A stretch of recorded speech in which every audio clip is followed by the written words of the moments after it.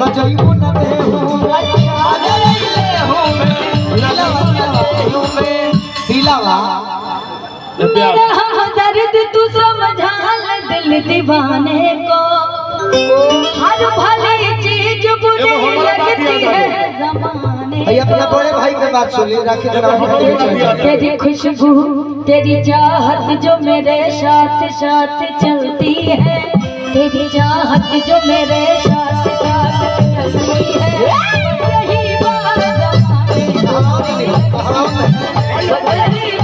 जमाने को चलती है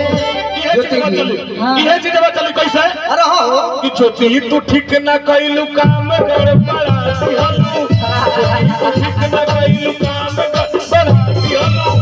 ए कहीं बात पे तू भइला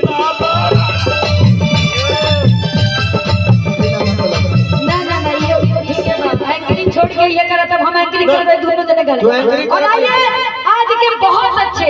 सुपरस्टार सिंगर नमवा का नंबर भुला गए अरे हर बड़का भाई है राखी बनावे खातिर बेचैन है बाप रे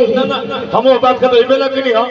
हम अनि है दोसर बात खातिर ई लोग लड़त रहेला नहीं ये आपको लग रहा खाली है एगो बात कहे खातिर केहू के लागत है कि लड़ाई झगड़ा होला चाहे भैंस कतनो हो गोलू खातिर कहलो हो कि सब कोई के सोना चांद मोना टोना कह चलो तो तारा बंगाल से ना बोल भैंसा एके कहला भैंस कहियो बड़का भाई है बस सही बात एक बार ताली हमारे बजा बड़का भाई देखबा हमारे बड़का भाई ऐसा बड़ा नाम के हम का बताई का आकाश बाबा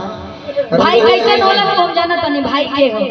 भाई और ये कहे है नहीं है झूठो के सब लोग भाई ना बोले हम जानी करूरा शहर बोलो बेलाउन सिंह के काम का शहर हां जी हम शायर बोले खातिर गांव में हमरे के बानी ना ये भैंसा लड़ावत है सुने पर कहां बड़ी अच्छा आईनी है शायर बोले खातिर लेकिन गाना गा लेला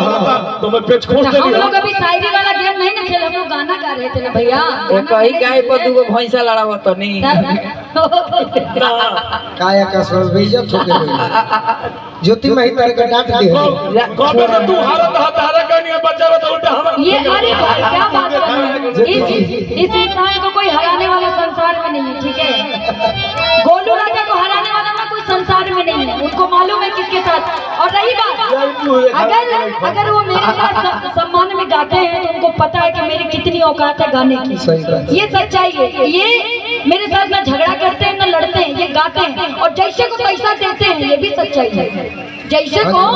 पैसा देते हैं जे जैसा लायक वैसा चाहिए और रही बात गीत संगीत है अगर हम लोग गाएंगे कि राम सिया राम जय जय राम तो भी तो मजा नहीं आएगा।